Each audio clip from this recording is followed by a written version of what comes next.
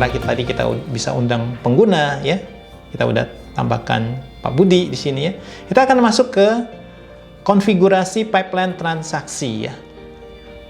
Nah, di sini rekan-rekan bisa menambahkan tahapan-tahapan untuk di pipeline sesuai dengan bisnis proses rekan-rekan semua ya. Contoh di sini ada pipeline misalnya untuk yang B2B ya, B2B sales misalnya. Saya bikin pipeline baru misalnya B2B sales ya. Nah, di sini tahapannya apa aja ya. Misalnya di sini tahapan pertama tentu kalau ada yang minta business inquiry ya, mungkin kita perlu melakukan kualifikasi ya. Kemudian setelah kualifikasi kita bikin lagi analisa kebutuhan gitu ya. Kemudian setelah analisa kebutuhan kita mulai menempatkan nilai ya. Setelah nilai kita masukkan buat proposal gitu ya. Setelah proposal mungkin masuk ke tahapan negosiasi gitu ya. Nah, Bapak Ibu di sini ada beberapa standar tahapan yang tinggal Bapak Ibu pilih gitu ya. Sini ada, tinggal dipilih aja, tinggal ditambahkan. Nah, mungkin di sini ada pertanyaan, bagaimana kalau ada tahapan di bisnis proses yang ada di perusahaan saya, tapi nggak ada di pilihan tersebut ya. Di sini Bapak Ibu bisa membuat tahapan baru ya.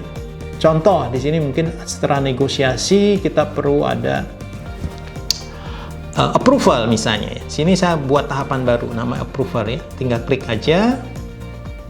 Nah, sini adalah approval ya, persetujuan misalnya. Persetujuan manajer misalnya.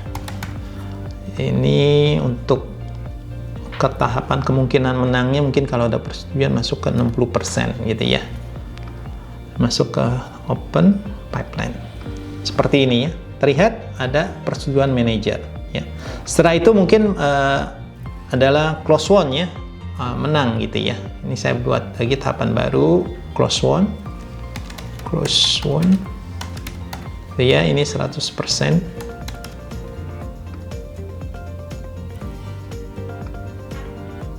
Ya.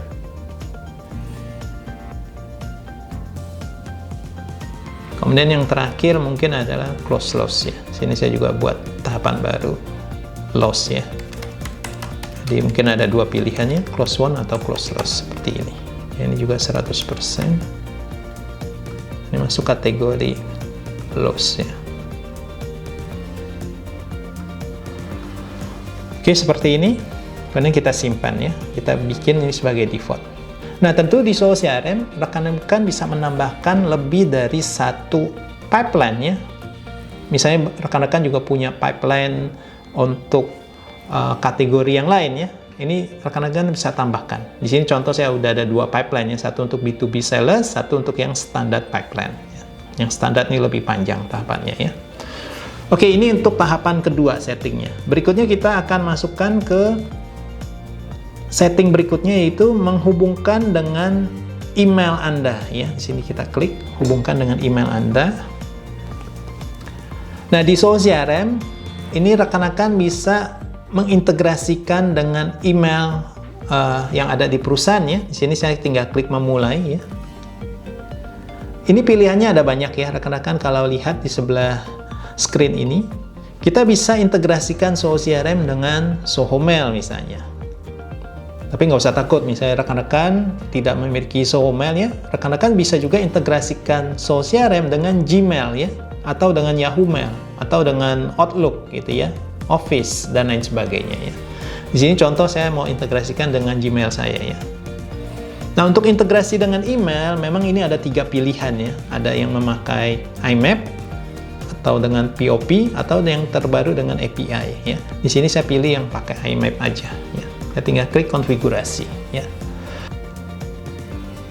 Kemudian saya masukkan email address saya, Gmail account ini ya. Saya klik continue. Nah, di sini secara cepat Soho meminta kita untuk akses ke akun Gmail kita ya. Di sini kita tinggal tik aja, kita konfirmasi dan kita klik lanjut ya. Sehingga dengan akses yang sudah kita berikan, nanti Soho CRM akan melakukan synchronize ya. Jadi kalau ada email masuk juga akan di-copy ke dalam Soho CRM ya. Nah, sini terlihat ya, untuk email setupnya sudah berhasil. Sini saya bisa tambahkan email ini sebagai public misalnya ya. Close, kemudian saya perbaharui. Seperti ini ya. Setupnya selesai, kemudian kita buka setup berikutnya ya. Di sini tadi kita udah masuk ke undang pengguna, kemudian kita sudah masuk ke konfigurasi pipeline ya. Kemudian kita sudah melakukan integrasi dengan account email ya. Yang berikutnya maka kita akan mulai ke migrasi data ya. Nah, untuk migrasi atau memasukkan data ke dalam aplikasi Soul CRM yang barusan kita buat ya. Sini ada beberapa pilihan Bapak Ibu ya. Yang pertama tentu Bapak Ibu bisa melakukan koneksi langsung dengan existing ataupun aplikasi lain yang saat ini Bapak Ibu gunakan. Misalnya Bapak Ibu beralih dari brand ini ke Soul CRM ya. Bapak Ibu tinggal pilih aja ya. Sini misalnya saya pilih yang ini gitu ya. Sini terlihat ya, Bapak Ibu tinggal ikutin aja step by step untuk bisa kita migrasikan data dari aplikasi sebelumnya ke dalam Soul CRM secara cepat ya. Nah, di sini pilihan berikutnya atau pilihan lain adalah memakai Excel ya. Kalau Bapak Ibu nggak mau langsung integrasi dengan aplikasi sebelumnya, di sini Bapak Ibu secara cepat bisa import lewat Excel. Contoh di list konteks misalnya ya. Sini kalau saya masuk ke halaman konteks, di sini ada sampel data yang tadi saya masukkan dari Soul CRM ya. Sini Bapak Ibu juga bisa import konteks dari Excel ya. Misalnya Bapak Ibu udah punya list customer ya, existing customer ya.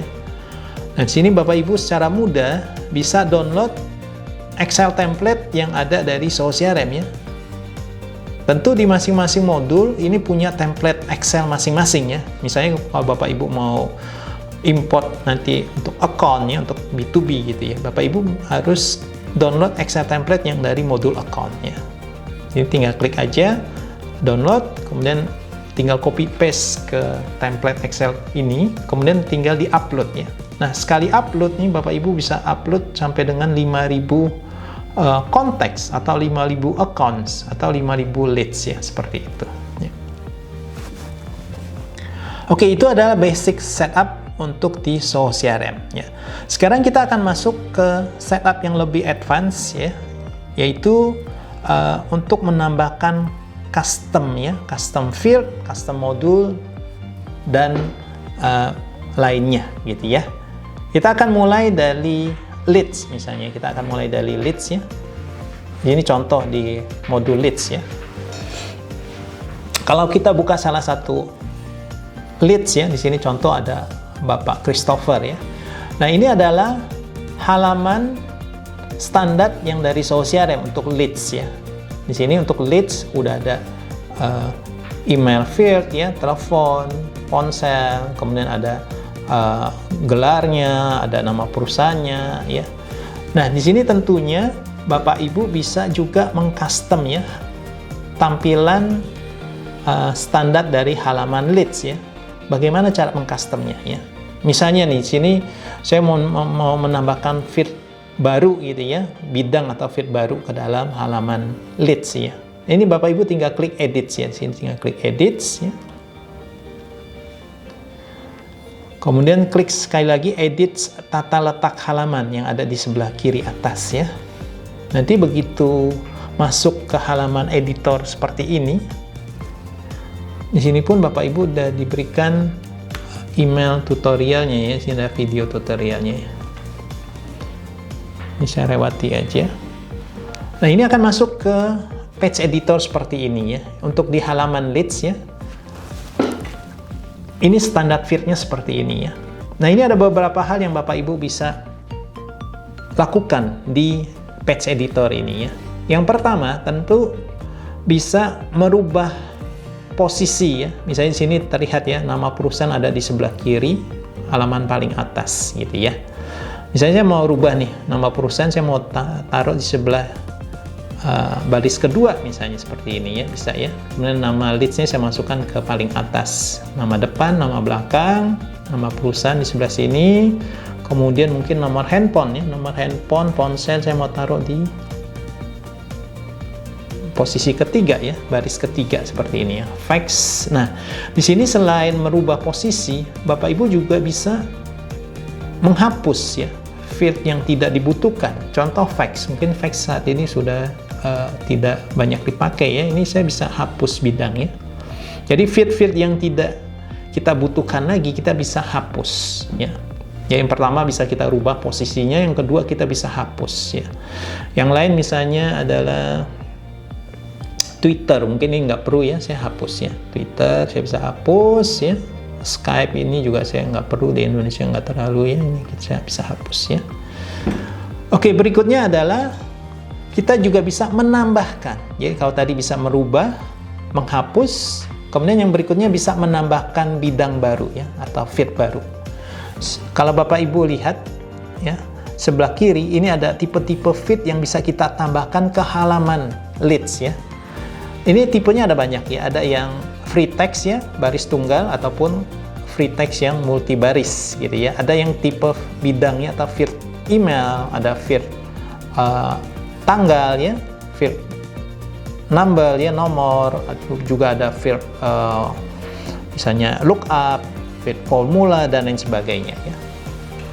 Di sini Bapak Ibu tinggal drag and drop. Contoh saya mau masukkan field daftar pilih atau pick list ya, tinggal drag kemudian drop di sini ya.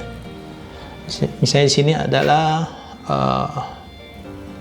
service kategori atau produk kategori ya, service kategori.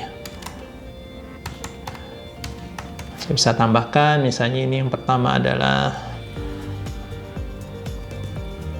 B2B sales ya. Yang kedua misalnya B2C sales ya. Kita tambahkan lagi yang lain misalnya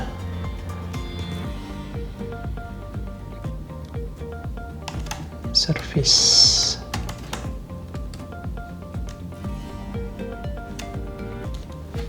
Saya bisa tambah lagi service 2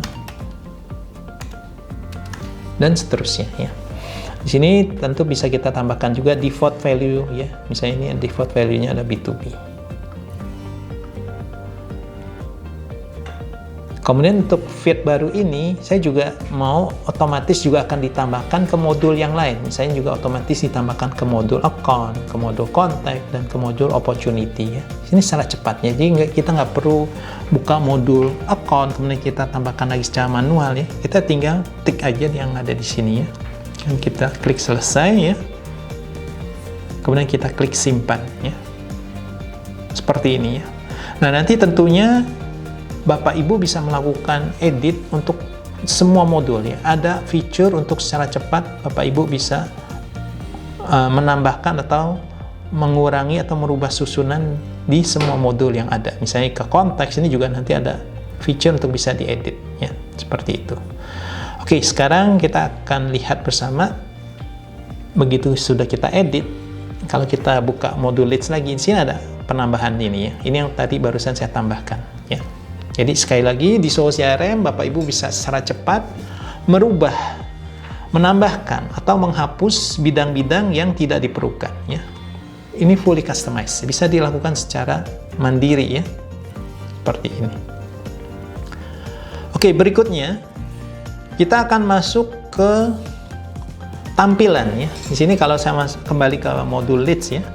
Di sini kalau Bapak Ibu lihat di awal ini tampilannya berupa leads seperti ini ya. Terlihat di modul leads ini tampilannya berupa list ya. Nah, selain yang berupa list, kalau Bapak Ibu lihat ikon-ikon kecil di atas, ini adalah untuk merubah tampilan dari modul tersebut. Contoh saya mau rubah lagi nih, mungkin bukan bentuk list ya, mungkin berupa Kanban ya. Ini saya tinggal klik. Oke, saya otomatis kita akan masuk ke pengaturan untuk Kanban. Misalnya Kanbannya saya mau tampilkan berdasarkan apa? Misalnya lead status ya, saya mau berdasarkan status ya. Maka di sini saya kategorikan berdasarkan lead status.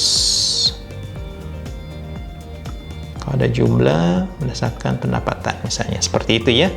Nah, di sini apa aja yang mau saya tambahkan? Misalnya di sini adalah nama belakang. Kemudian adalah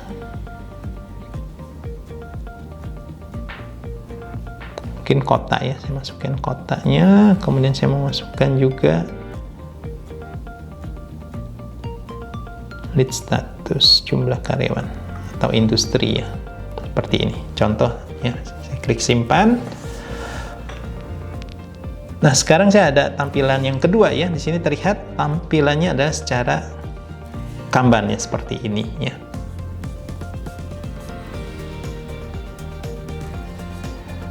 Atau kita juga bisa rubah ke tampilan yang lain, seperti ada tampilan kisi-kisi seperti ini ya. Bagi Bapak Ibu yang suka Excel ya, ini mungkin cocok ya, tampilannya berupa kisi-kisi seperti ini, atau berupa table ya, seperti ini, atau berupa yang lainnya ya. Bapak Ibu bisa merubah. Di sini ada banyak sekali tampilan-tampilan yang bisa kita setting di awal ya. Oke, berikutnya Bapak Ibu, misalnya di halaman leads ya, di modul leads ini, misalnya ini ada banyak leads yang terlihat ya. Kita juga secara cepat bisa melakukan yang namanya filtering ya, atau pencarian berdasarkan kata kunci tertentu. Misalnya saya mau filtering berdasarkan kata kunci, misalnya adalah saya pengen tahu nih semua leads yang berasal dari online store misalnya ya. Makanya saya bisa melakukan filtering berdasarkan sumber leads ya. Sumber leads-nya saya mau filtering berdasarkan online store misalnya. Ya. Kemudian saya terapkan, maka terlihat ya, secara cepat sistem akan mengfilter semua leads yang berasal dari online store seperti ini ya. Di sini pun saya bisa melakukan filtering hanya cuma satu field ya, mungkin saya juga mau berdasarkan lead status ataupun pemilik leads ya, nama salesnya. Saya bisa tambahkan 2 filtering misalnya ya. Saya pemiliknya adalah si Sumardi. Seperti ini ya, saya terapkan. Selesai. Terlihatnya secara cepat sistem akan menyaring leads berdasarkan kriteria yang sudah kita setup di sini ya. Nah, sekarang kriteria yang sudah kita setup bisa juga kita save Bapak Ibu ya. Kita bisa simpan kriteria tersebut. Jadi nggak perlu terus-menerus kita tambahkan ataupun melakukan filtering ini ya. Kita tinggal simpan aja. Misalnya ini adalah online store leads gitu ya. Jadi anytime saya mau lihat online store leads, saya tinggal klik aja dari yang ini. Seperti ini tersimpan ya. Terlihat. Jadi anytime saya mau lihat leads yang berasal dari online store, saya tinggal klik ini ya. Oke, misalnya ini sudah selesai, saya simpan. Seperti itu ya. Jadi saya bisa memanggil kembali filter yang pernah saya simpan sebelumnya. Jadi tinggal klik seperti ini, sangat cepat. Ini bisa kita lakukan di semua modul ya. Demikian juga di modul konteks. Oke, Bapak Ibu mungkin sedikit bingung nih, apa bedanya leads dengan konteks gitu ya, dengan account gitu ya. Oke, kita akan coba lihat bersama ya. Apa itu leads ya? Di SoulCRM, leads ini adalah untuk semua permintaan baru ya, ataupun inquiry ataupun request baru dari seseorang yang belum ada di database kita. Jadi ini dari calon customer ya. Leads itu ada calon customer ya. Nah, ini kita akan record sebagai leads. Bagaimana dengan konteks? Konteks di sini adalah untuk existing customer kita ya. Jadi untuk existing customer ya, mereka yang pernah membeli produk dari kita misalnya, pernah membeli service dari kita gitu ya. Ini kita masukkan sebagai konteks. Konteks ini tentu dari sisi perorangan ya, person in charge atau perorangan ya, dari people-nya gitu ya. Sedangkan untuk B2B kita manage-nya di accounts. Accounts ini untuk nama perusahaan ya, nama perusahaan. Di sini terlihat ya, di accounts ini misalnya saya buka nama perusahaan atas nama Benton misalnya. Perusahaan Benton ini nanti kita bisa lihat siapa sih contact person-nya ya, PIC-nya. Di sini terlihat ada Pak John ya. Jadi ada relasi antara account dengan konteks ya. Jadi konteks di sini selain artinya customer perorangan, juga bisa berarti adalah PIC dari salah satu perusahaan. Contoh sini saya buka Pak John ya. Kalau saya buka Pak John, saya tahu Pak John ini dari perusahaan apa, dari perusahaan Benton gitu ya. Tentu di satu perusahaan kita bisa manage lebih dari satu orang ya PIC-nya gitu ya. Contoh di Benton ini misalnya PIC-nya selain Pak John ada lagi nih, misalnya adalah Bu Winda ya, saya masukkan di sini namanya Bu Winda gitu ya. Ya, Bu Winda ini dari departemennya misalnya dari finance ya, finance, keralnya adalah finance manager.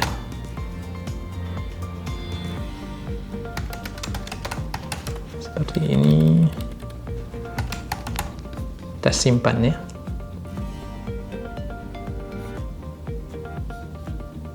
Nah, kalau kita simpan, kita lihat di sini, oh ternyata di perusahaan ini ada 2 orang PIC ya, satu Bu Winda, satu Pak John ya. Nah, untuk tampilan konteks di sini kita juga bisa merubahnya Bapak Ibu. Contoh saya mau menambahkan title-nya tadi ya, sehingga saya tahu nih kalau saya pengen menghubungi bagian finance manager, siapa sih PIC-nya gitu ya. Saya tambahkan gelar seperti itu ya, saya simpan. Oke, sorry, tadi gelarnya saya mau taruh di kolom kedua ya, saya simpan. Terlihat ya. Oh, di sini saya bisa tahu nih. Oh, di perusahaan Benton, Bu Winda itu finance manager, Pak John itu dari design engineer gitu ya. Oke, sama Bapak Ibu, untuk di semua modul ini kalau Bapak Ibu mau melakukan customisasi ya, perubahan-perubahan bisa dilakukan secara cepat. Misalnya di modul accounts gitu ya. Saya mau menambahkan juga nih field lainnya ya untuk perusahaan ini ya. Di sini udah ada industri, mungkin saya mau nambahkan perusahaan ini masuk ke kategori yang mana gitu ya. Di sini sama, saya bisa klik edit ya, edit, kemudian edit tata letak halaman, sama dia akan masuk ke halaman editor sama seperti yang tadi di Leads ya. Di sini sama Bapak Ibu bisa melakukan banyak hal. Yang pertama bisa merubah susunan ya, misalnya nama account di sebelah atas ya, ini sama bisa dirubah.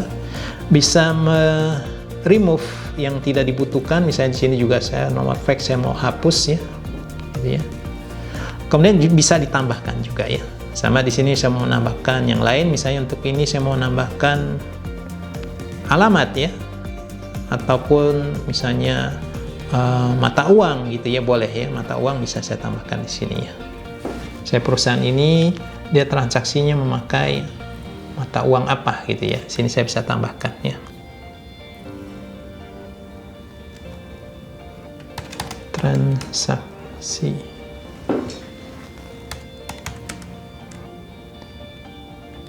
currency seperti ini ya, saya simpan.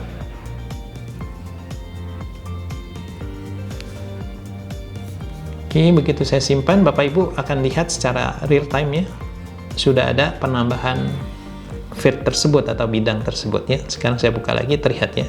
Ini contohnya untuk PT King, dia memakai transaksi mata uang rupiah seperti ini.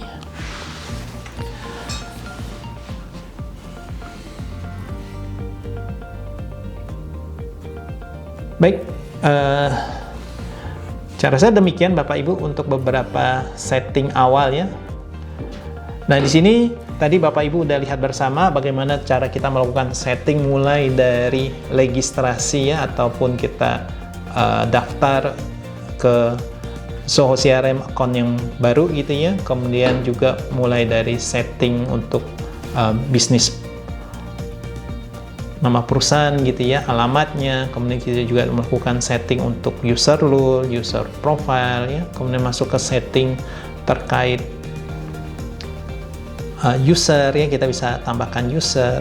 Kemudian masuk lagi ke setting terkait dengan pipeline, modul, dan lain sebagainya ya.